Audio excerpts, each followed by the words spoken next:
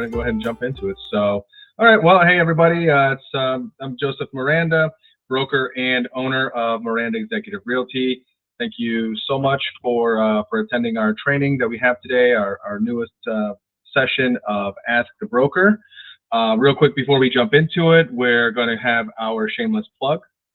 So for any agents that are not agents in Miranda Executive Realty, you can scan the QR code, visit our website to schedule a private, confidential, appointment with us to see what we can do to help you take your business to the next level. So that being said, today's training or coaching is going to be on following up like a boss. This is something that in my own career, I should say in the beginning of my career, I really struggled with it. This is something that, I think had I mastered the art of following up and keeping in touch with my customers better, probably, my journey or my path in real estate would have been a lot easier. A quick disclaimer before we get into it, these are my views, these are my opinions. Nothing here is to establish any type of standard or practice. This is the way that I run my business. This is the things that I do. Always check your local laws, make sure that everything you're doing is, legal, ethical, moral, whatever it is. So, and if you have any questions or comments during the presentation, please save those for the end. We'll be happy to answer any questions. If you think of something that maybe we did not include, if there's something here that I didn't add that you think should have been part of this presentation, please also let us know that. We'll be happy to add that as well. So without further ado, let's go ahead and jump into it. So statistics, right? We all love statistics. So let's talk about statistics, right? So why is it important? What do we need to be considering when we're talking about following up with our customers, right? So number one is retention, the cost of retaining a customer versus the cost of creating a new customer. We all know it's very, very expensive. Real estate leads might be some of the most expensive leads out there, right? For buyers and sellers. Number one, we don't recommend, paying for leads for buyers. We don't recommend, looking for buyers as customers. We always recommend looking for sellers, right? We want home sellers. We want listings. And the reason is because of the old cliche saying, list to last, right? So if you're going to purchase leads, which I don't, with Miranda Executive, you definitely don't need to. I don't really think that anybody needs to purchase leads in the first place. But if you do, make sure they're after, it's going to be for sellers. But when you have that customer, it's going to be very important to retain that customer. Have the mindset of becoming that customer's lifetime real estate agent. Have the mindset of, you're not there just to help them sell or do one transaction one time. You want to be their agent for life. And when you go into it with that mindset, it's going to guide you through the process a little bit better. And then in the long run, it's going to pay dividends for, the savings that you have with all of the new marketing. Because if you're always looking for a new customer, you're always going to be paying that cost, right? You're going to pay that cost to convert, that lead into a customer, into a closing, into a check, and then you lose touch with them. You never follow up with them again, right? You have to do it over and over and over and over again, right? Why else do we want repeat customers, right? Why else do we want our customers coming back to us? Because of the probability, the likelihood, the statistics of, when you get a return customer, when a customer comes back to you, hey, Joe, you sold me this house back, 4 or 5 years ago, and now I'm back, right? I want to buy another house. I want to buy an investment. I want to whatever, right? When that past client comes back to you, you have a much higher likelihood of converting that individual into another customer than you did when you first spoke with them on that very first transaction, right? Your conversion rate on a returning client, because they prompted that phone call to you. When you get a lead, or when you buy leads, you get online leads, likely, or possibly you had to, you received that phone number, you received the name, you received the email, and you called them. Some of them never answer. Some of them take, weeks or months or maybe even years to actually convert them into a customer. But when a past client calls you, right, you already have that warm relationship and you know that they're ready, right? So your existing clients should have a much higher conversion rate, and probably much quicker, right? Because they're calling you when they're ready. Additionally, when they give you referral business, because you've done such a great job keeping up with them, that referral business, you're getting a warm introduction. You come referred, right? Hey, Joe, I've got, my neighbor. You just helped me purchase this house. I just found out that my neighbor's looking to sell his house. I gave him your number, told him how great of a job you did, whatever, right? That neighbor, when they speak with you, or that family member, that coworker, that friend, whatever it is, already, this person has already worked as your sales force, right? Your customer has already sold you to this individual. So there's a warm introduction there, right? You come referred. So keep in touch, right? Keep in touch with them because, number one, the cost, number two, the conversion, right? What else is there, right? Return on investment. Similar, right? These two kind of come together because now not only are you not paying for that new lead, right? Not only are you working to build that up, right? But you're also, the cost to retain that customer, those little bit of things that you do is going to be significantly less than if you had to spend that money again to go, to go find another customer. So, 5% compared to about 60%, right? So that big, huge return on investment, huge return on investment. So, a lot of companies, right? We looked this up. We looked at the statistics, right? And they believe that the key to retention is the customer experience, and we believe that as well, right? We agree.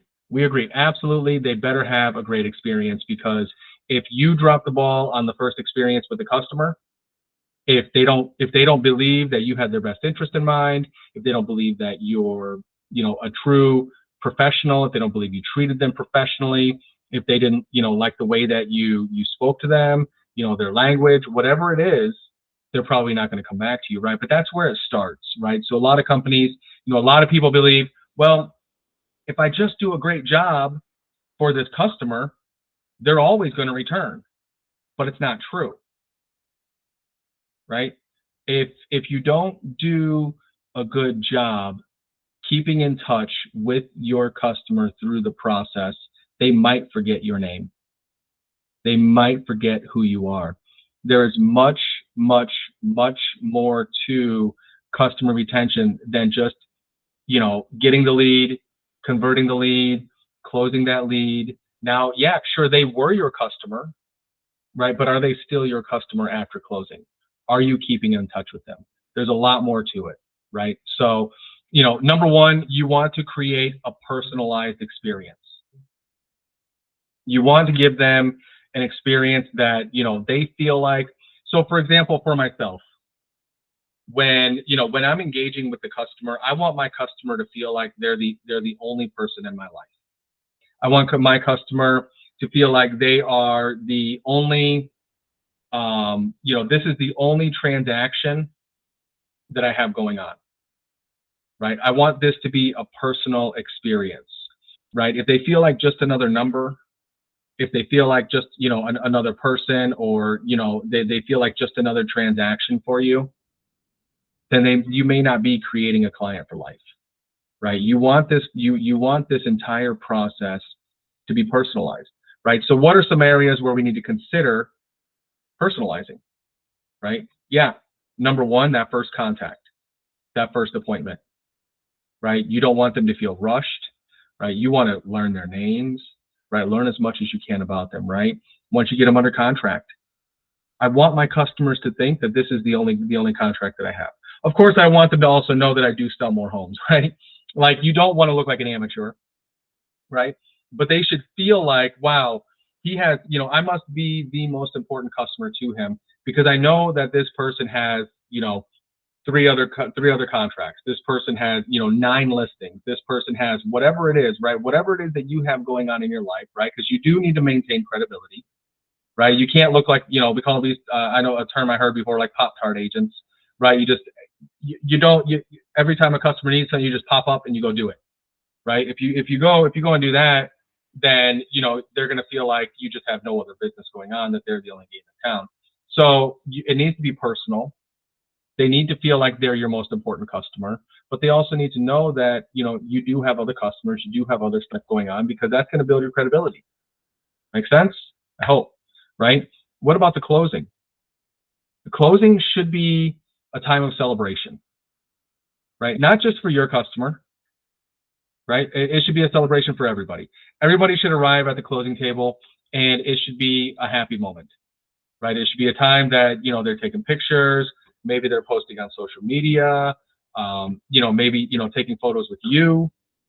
The other side of the transaction, they should be happy as well. We don't want any bad feelings, right? A closing is a celebration. It's a major milestone in somebody's life, mostly, right? So these are the first 3. We talk about these all the time, right? The 20%, the Pareto's principle: lead generation, right? Lead follow-up, appointments, right? Closing, writing a contract, and get into closing.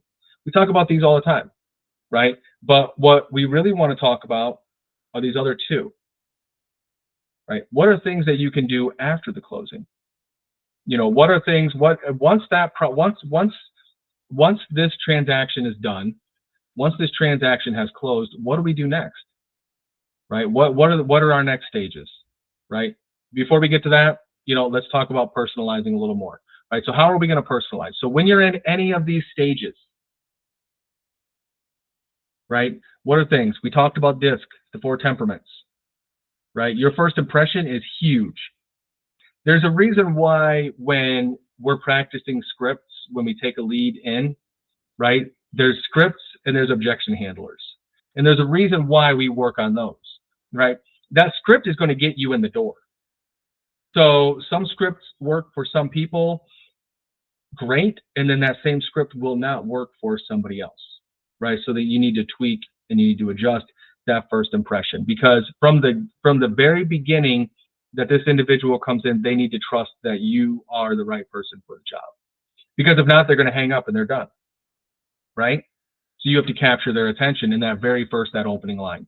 Capture their attention, right? Keep them on the phone, right? And then once you're under contract, keep them up to date, right? Be hands-on. Don't be inaccessible. Even if you use a transaction coordinator, right? Don't give everything over to the transaction coordinator and you just totally disappear, right? Because then by the end of the closing, the end of the transaction, they're going to remember your transaction coordinator's name, but they're not going to remember yours, right? Don't overwhelm them, right? Don't show the stress.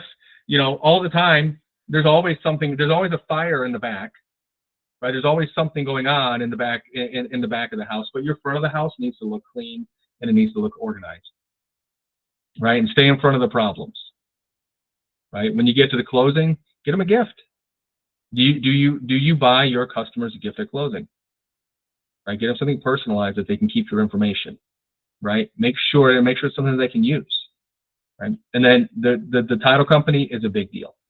We've all, I think, dealt with a title company that is maybe less than professional, or did less than make us look good. So we need to make sure that we're using, everybody that we recommend needs to be top notch, first class, right? They need to be, right? Special occasions, right? Reach out on these special occasions. What are they? Birthdays, anniversaries. What about the 1-year anniversary of their home sale? Can you reach out to them on that? Hey, it's been 1 year. Hope everything's going great. It's a nice excuse, right? When you call them, use your cell. Make sure they have your cell phone number, because that's always with you. You don't want to miss a call. You don't want to miss a text. Don't use your office line, or in Sierra you have your number in there, right? There's a point where they should have your cell phone number. Make sure you're notating everything, right? Not just dates, right? Conversations, events, right? Things that are important to them, right? So, and just make sure that this person is always going to that this person understands that you're always going to have this relationship with them, right? And then referrals. Referrals are a great way to keep in touch with people, right? Referrals are a great way because not everybody knows everybody, but when you become that go-to referral source, right? When they know that, Joe Realtor knows all of the best of everything, right? Not only, real estate related, right? Not just a landscaper, not just an AC tech, right? Also maybe an accountant, right? Also a financial advisor, a massage therapist, a chiropractor, personal injury attorney, right? Whatever these are, have your list of vendors that when your customer might need them, and make sure your customer knows, hey, look, if you ever need a referral or you need a recommendation, I've got a great list of people. Come to me first. I literally have customers that come to me first, or I think they do. They probably do, right? I know I have certain customers that are always asking me, right? Just recently I had one that needed a cleaning person. They always come to me because they know that I have these contacts. They know that I have people that, number one, will do a great job. Number two, they can trust them. And number three, they're not going to devastate their bank account, right? They're going to treat them honestly and they're going to treat them fairly, right? We're going to treat these people how? How do we treat our past clients? What do they become to us? They become like family. How do you treat your family? How do we treat those people that we love the most? We know them on a personal level, right? We know their birthdays, their kids, their pets, right? We know all of the names, right? We hang out with them, right? We hang out with them. We're going places with them, sporting events or out to dinner. It's okay to become friends with your past clients, right? It's okay, right? It's okay to spend time with them, take them to dinner, right? Invite them to your special occasions, go to their special occasions, right? And then I jumped ahead here, and then along the process, right, when we're working with them, be open to their feedback, right? Listen to them, listen to your customer, listen really to everybody in, the entirety of your transaction. Get that feedback and always be looking for ways to do better, right? Look for ways to, to offer a better experience to, not only your customers, right, but also to, also to the vendors that you're working with, right? Make that experience seamless, right? Let them, not feel when this file transitions from this stage over to this stage, they don't really know that, anything really changed, right? It's a nice seamless transition. So, and as we're touching base with our customers, or our past clients, right, after they've, kind of transitioned from customer to past client, right? What are some ways that we can easily keep in touch with them? Right? What are ways that what are things that we can do for our customers to keep in touch? Well, it's the same way that we keep in touch with everybody, really, right? I mean, there's a couple of different, couple of differences here, but for the most part, this is the same way that we communicate with our friends, with our family, with everybody else. This is the way that we've already been communicating with them, right? Just because somebody no longer has a house to buy or a house to sell doesn't mean we can't call them. Doesn't mean that we shouldn't call them. Doesn't mean we can't text them. Doesn't mean that we can't send them emails. Doesn't mean that we can't send them postcards, right? All of these things, we should be continuing to do these, right? What about client appreciation events?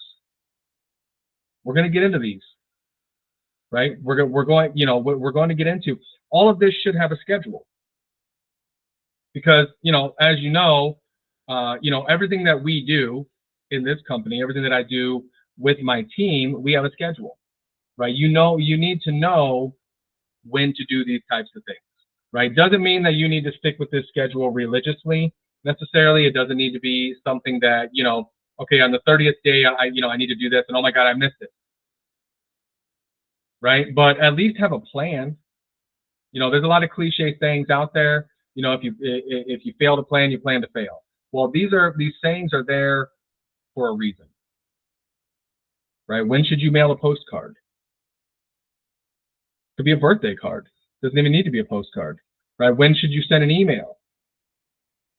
Right? These are easy. These are easy. Emails are the easiest thing because you can automate them. Right? When should you send a text message? Honestly, my favorite time to send a text message is on Thanksgiving. Usually on Thanksgiving, not always. Again, I'm not like religious about these things, but usually on Thanksgiving, that's when I go through my phone, through my text messages. It never deletes them, right? Like all of my text messages are saved, and I'll go back a year or longer. And every time I see a name that I recognize, right, I'll go in and I'll text them, right? Because Thanksgiving it's probably the least appreciated holiday in my opinion, because it's gratitude, right? Thanksgiving, giving thanks, right? It's that time of the year that we really reflect and we think about what we're grateful for. Well, I'm grateful for those that I love. I don't just text my past clients on Thanksgiving. I text my family, my loved ones, my friends, right? People that, maybe I just had one or two interactions with, but it was a meaningful interaction. If it's in there and I texted them, I'm probably going to go through and I'm going to send a text message. Takes me some time to do it, right? But put that personalized text message. You can have a generic one, maybe just for random people, right? That you send it to. Not every message you need to type out individually. You can copy and paste, right? Calls. Don't stop calling people after the transaction's done, right? Don't be that salesperson that you followed up, finally got the customer, finally got them through, got the closing, got the check, and then you just dropped off the face of the earth. People recognize that. And then what do they feel like? They feel like a number. They feel like just another transaction, right?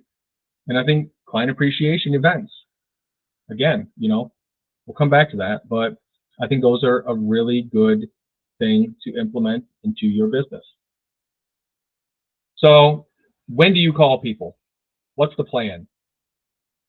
Luckily, we did the research for you, right? So I don't know how accurate these numbers are. And this is in Agent Resources, MX Agents. So you can print this. These are just ideas. These numbers, I believe, are correct based on the census that was done at some point. But it basically breaks the numbers down by the last name, right? So you're going to do letter groups. So these numbers, and I don't know, I didn't do the math, but they should equal, I think, like, I don't know, 100% or something. A and W, B and E, D and O, H and V, C and K, right? So A and W, so week one, A and W. All of your customers, it should be about the U.S. population, approximately 10.54%, their last name ends in A and W. Right? Week two, B and E. In the U.S. population, approximately 9.46% of their last name ends in B and E. D and O, same thing, right? 4.99%. H and V, 9.2%. Right? Their last name begins with this. So if you don't want to get overwhelmed with, feeling like you need to just always be, keeping up with people, right? Again, if you plan to fail, or if you fail to plan, you plan to fail. This is just a plan. Do you have to stick to it perfectly? No.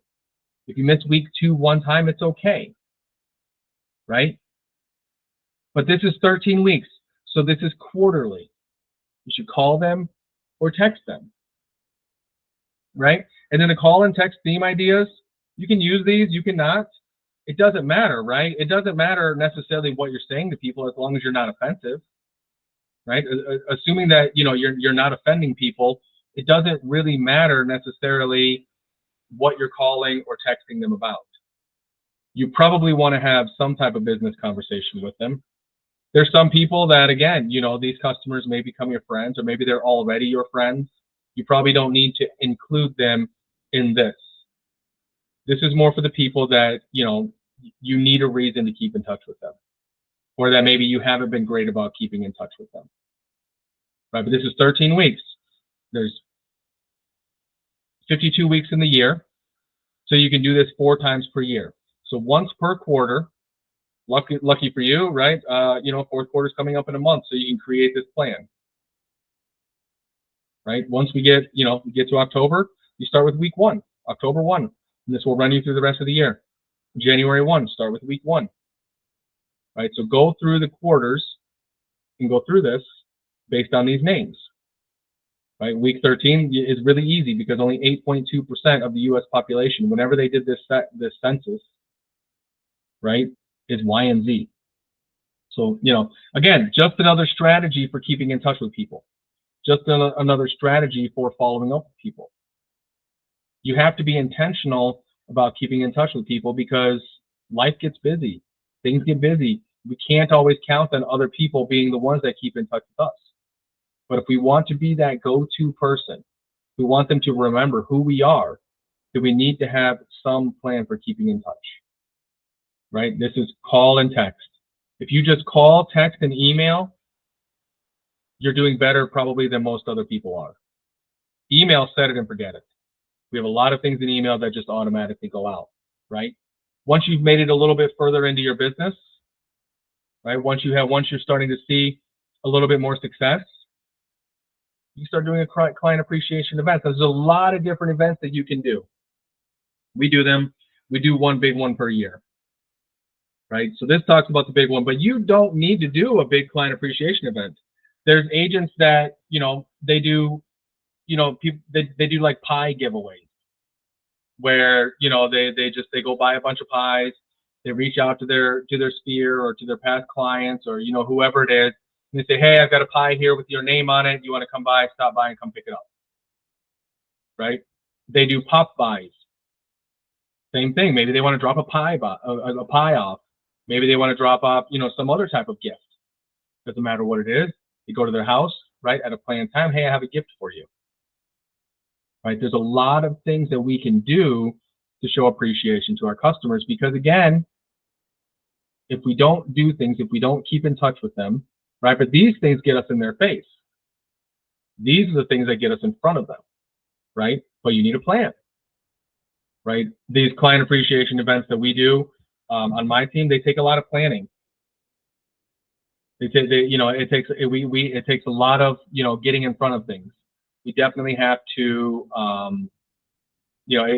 3-4 months ahead of time. We have to start working on it because we don't have all day every day to work on these things. So we do them in stages. And again, there's a checklist. If you want to do a client appreciation event, for the MX agents, there's a checklist in the agent resources that you can go through, and it has the timelines by when something needs to be done, right? You can put your budget in there. You can create all of your timelines ahead of time. You can create your budget ahead of time. You can fill in all the blanks of who's doing all of these different things. But these are all things that you need to consider if you're going to do a client event, right? Regardless of what it is. If you're doing a pop buy, then the venue is the customer's home. If you're doing a pie giveaway and come pick it up, then maybe it's at an office, right? But these all need to have, right, a date and a time. All of these things, regardless, you need to consider these things. The program, maybe not, right? Is there things actually going on? I don't know. Sponsors. That's a great way to leverage yourself, leverage your budget, I should say. Right?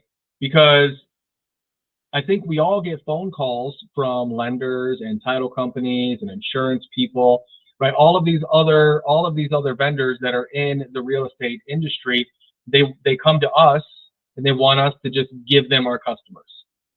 I still get the calls, right? New lenders reach out to me all the time. New title companies reach out to me all the time, right? Well, if you don't, number one, you don't want to just work with those people. When we have vendors that we invite to sponsor, we use the ones that we already work with. Agents in the office, no, because when we do agent appreciation events, some of those vendors also offset our costs. It's the same thing. right? Use your vendors. Who are your vendors? They want to spend money, right? Because every relationship that you have with your vendors should be some sort of, reciprocal. And you can't give kickbacks, you can't do all that kind of stuff, right?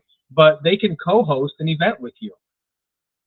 They can joint venture with you on these things. Maybe they pay for, maybe you do a big client appreciation event and they pay for all your food. Maybe they pay for your DJ. Maybe you tell them to bring a gift, right? Bring some sort of gift, something that, you can do as a raffle, right? Or a prize or whatever it is, right?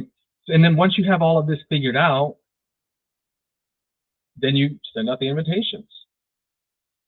And you have to remind people, because again, we all get busy. Our customers are no different, right? We all, so we have to make sure, okay, they RSVP'd, but we're going to follow up with them and just make sure, right? At some point, and it's in the checklist, at some point before the event, we're following up just to, remind, make sure, right? Automation happens. Automated text messages, make sure they know how to get there. Make sure you have directions in there, because if it's in, like we've done them in large parks and it's at a pavilion, we need to make sure that they can actually find that pavilion, right? So all this is all, really, really important. And then don't forget to take pictures and videos along the way, right? Everybody wants to remember. We take pictures and videos and then we post them, and then we tell the customers that they can go and they can download them. Right? We give them a link. Hey, your photos are ready. Go download them. Everybody wants. They're going to go wherever you tell them to go to see those photos. What's the first thing people do when you take a group photo? Let me see it. What's the first thing they look at? Themselves. Oh, I look like this. I look like that. Right? Right? I don't like that one. Don't use it. Can't. Right? Okay, fine. So, these things are all really, really important, right? But you have to have a plan. You have to have a plan. And if you have a plan to keep in contact in all of these different ways, phone, text, email, right? This client appreciation event is a great way to be in contact with your past customers in every single way, right? Email, text, phone call, get them in person, give them some prizes. They're going to have fun, right? They're going to now have, you're just embedding even more good feelings, right? When they think about you, they're going to think about these things. They're thinking about fun, and they're thinking about the joy and the excitement and the prizes and all of these things. That these things are now front of their mind, right? Client appreciation events, very important, right? What about incentives, right? What else can we do to get our customers and get our people to think about us, right? We have to encourage people to give us referrals, right? What can you do? I don't know. You have to think about it. Can't give kickbacks, right? So you have to be careful, working around these things.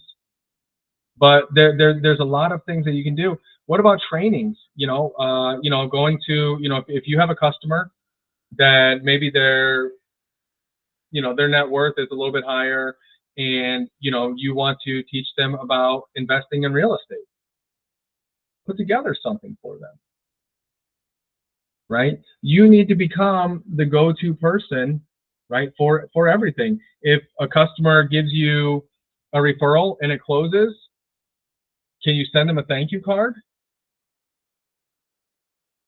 What if it doesn't close? What if the customer sends you a referral and it doesn't close?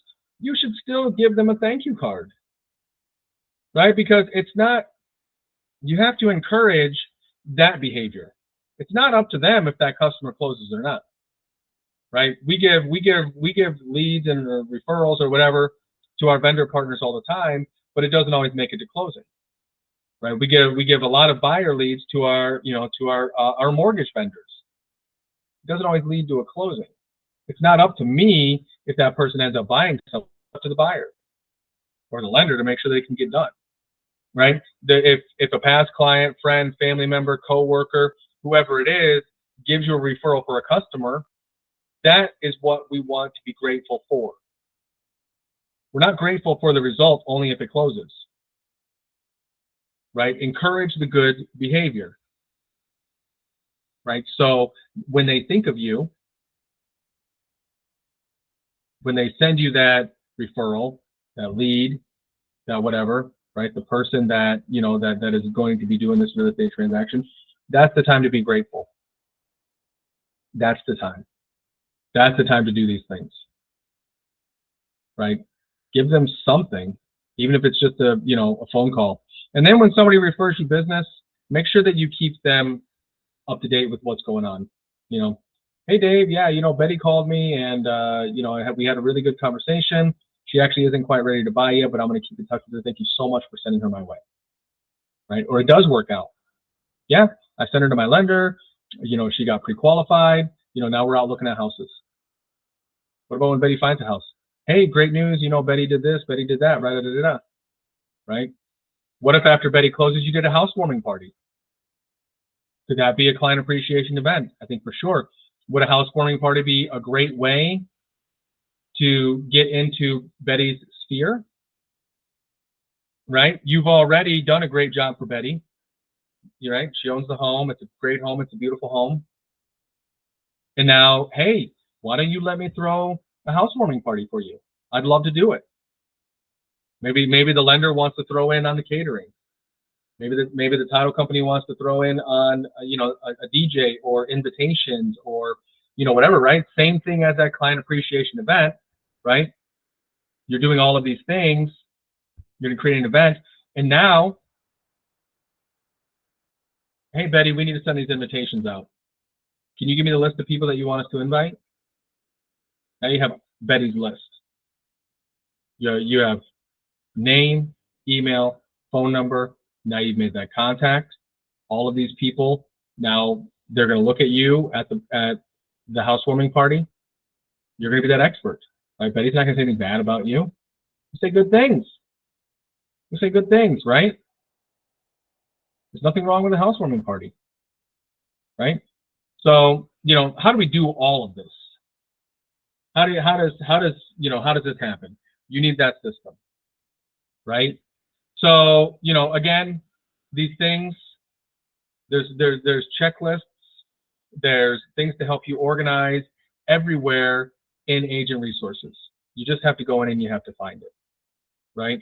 But then there's also things that you have to do yourself, right? Things that don't necessarily work off of a checklist, or things that maybe we've already built, right? If you're an MX agent, that we've already built into your CRM for you, right? So use your CRM. Your CRM is there to make sure that you keep in touch with people all the way from contact to closing and beyond, right? Automate as much as you can.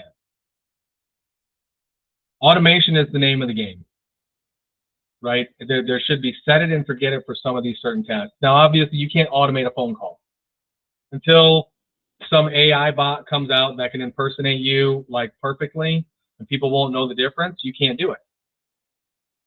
So you have to pick up the phone and you have to do that. But there's a lot of things that you can automate, right? We use homebot.ai, and that automatically sends out emails to our customers. I think it's monthly. It gives them updates on the value of their home, right? If they don't own a home, maybe you can automatically send them properties for something, talk to them. What kind of house would you want? What would it look like? What would your dream house, what location, around what schools? Would you like me to send you these types of properties so that when you are ready, you're going to have a little head start? You can do that with anybody. You do that with your coworkers, right? Hey, let me send you. You don't own? Everybody should own a house. Let me send you these. Let me see what they're about, right? Your CRM reminds you. That's huge for me. In the morning, right? Because if you've ever heard me talk about a CRM, it's your central command. It should organize your business. It should remind you of everything that you need to do. You shouldn't have to sit up the night before and figure out all the people that you need to follow up with. Who do I need to follow up with? And, you got a brain dump into there, onto a notepad. No, it's all on your computer. It's all in front of you in your tasks. It's going to tell you who you need to call, who you need to text, right? Go in and check this, go in and check that. You can, put a reminder in there for yourself, call them back in 6 months, check the MLS, make sure that they didn't list it before you call them, whatever it is, right? It also helps you with tracking. When you can drive people, every MX agent has their own website. I hope you knew that. You have a website. Every single agent does. Whether you use it or not, it's there, right? If you don't use it, doesn't mean it's not there, right? But when you drive people to your website and they click on properties, you can see what they're looking at, right? It gives you more, the more you know, the more you know, the more you know, right? And make sure that you're integrating things, as many integrations as possible, right? So if you do buy a lead somewhere, Zillow, Realtor, I don't know, wherever, again, I would only buy listing leads, but if you want to buy buyer leads, you can do that. Integrate it into Sierra so that when that lead comes in, you're going to get the notification and it's automatically going to trigger some of these things to happen. We'll automatically enter them into, some type of email drip campaign.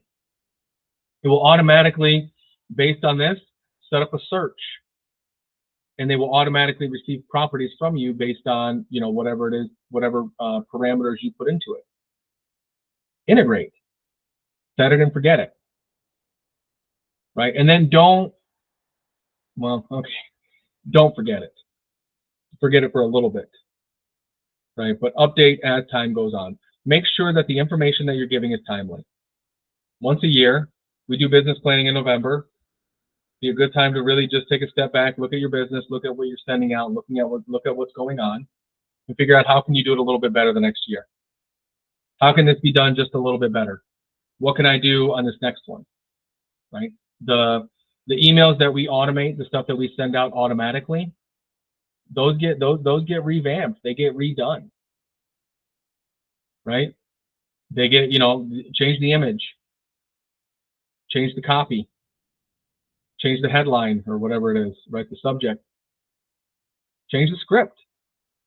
Script's not working for you, change it, right? There's nothing that says that all of this stuff needs to stay the same. You have to look at it, right? And then set it and forget it again for a little bit. But then come back and look at it again, then set it and forget it again, right? Wash, rinse, repeat. Wash, rinse, repeat, right?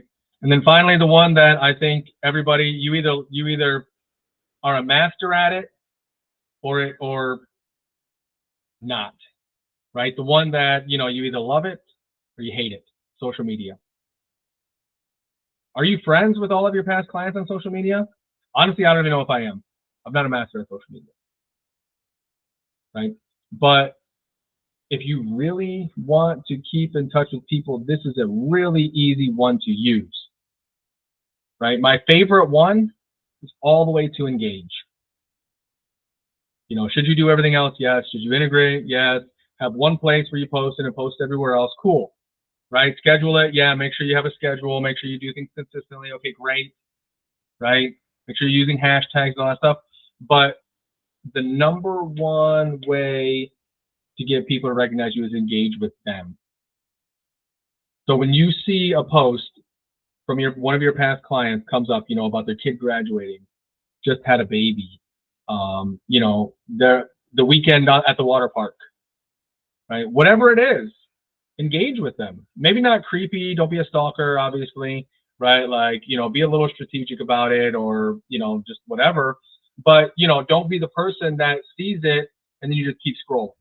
You see the next one, you just keep scrolling, right? At these events, this is a perfect time. This is a perfect time, right? Because these are good feelings, right? Or can you offer some condolences when something bad, happens? The unthinkable? Can you offer condolences? Can you send flowers, right? This is how you keep up with what's going on in your customer's life without them calling you and telling you about every major event that happens in their life. Social media. And you're going to have different customers, some that are all over social media and they're posting every single day down to, every meal that they eat. And then you're going to have some that hardly post anything, if at all. Right? But there's going to be a balance there. Find the balance. Don't get consumed. Don't get sucked into social media, right? But find that balance. Maybe every day you make it a point. We talked about this during the social media training. Engage with other people, and then they will engage with you back. If you put enough stuff, right?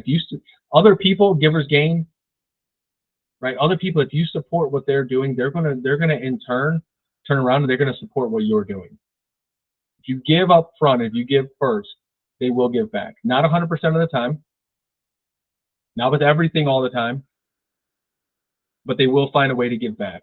Some people you'll have to give more in order for them to give back. Some people you have to give them nothing and they're ready to just give back to you right away.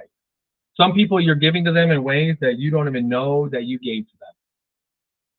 But engage your past clients on, if you're a social media person, if you're on social media posting your own stuff and you see a past client or somebody in your sphere, somebody somewhere, it could be really anybody. You should just be engaging in social media. But because we're talking about past clients and following up with them, right? This is why it's relevant here. But you can really engage with anybody. You want to build a relationship with somebody on social media, somebody that you respect, engage with them on there. Right? Send them a private message. Hey, I really love that video that you did here. And who knows, maybe they will become your client. Maybe they will become, a referral source for you. Right? Engagement is huge because so many people just keep scrolling. If anything, maybe they click the like button. But what if you left a comment? What if you sent them a direct message? What if you proactively seek out to create that relationship with that individual? What would happen then? Right? And it's never too late. Never too late. Do it now. Do it today. Right? Go find all of your past clients. Go find, everybody that you've lost touch with. Reach out to every single one of them. You never know. Right? What's the worst thing they're going to say to you? Well, you were terrible at following up with me, so I bought a house from somebody else. Crap. That sucks. I'll do better next time. Maybe you lost them for life. Right? But fix it today. Right? We talked about this before, but you as real estate agents, if this is our career, we come into contact with so many people on a day-to-day basis. There are so many people that we communicate with, that we speak with, not just in the real estate industry, but we go. I'm sure if you go into networking events, if you go into all of these things, right? Become somebody's referral source, right? Be that go-to person when somebody needs a referral for something, for anything. Be the first person that they think of, right? I need an auto mechanic. Let me call Joe, right? I need a roofer. Let me call Joe. I need a dentist. Let me call Joe. Whatever it is, be that person. Whether they use them or not, it doesn't matter, right? But no matter what it is, they think they need somebody. Be that go-to person. Have a Rolodex, right? Have these things, have these people, have these industries, these professions, these vendors, whatever you want to call them. Have them ready to fire off. Do you have this? Yes, I do. Now, the one disclaimer to that: make sure that they're a quality individual.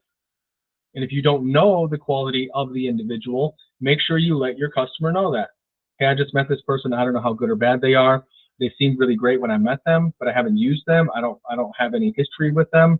If you want to, you try them out. Let me know how it works out so I can know if I should refer them in the future or not. It's really important. We have corporate counsel, right? An attorney that we use in this office for a lot of our stuff. And I know absolutely I can sell this person. When somebody calls me and they need a real estate attorney, I can tell them, I can back it up. I tell them how great this person is, right? They call me, you have a probate question, you have a wills and trust question, you have a contract question. Well, I might know the answer, but I think you should call this attorney because this person's going to give you a much better answer than I would. So call this person, or can I have this person call you? Right? How powerful is that? You become that trusted resource for you, like Angie's List, right? Or Thumbtack, or whatever, right? You become that person,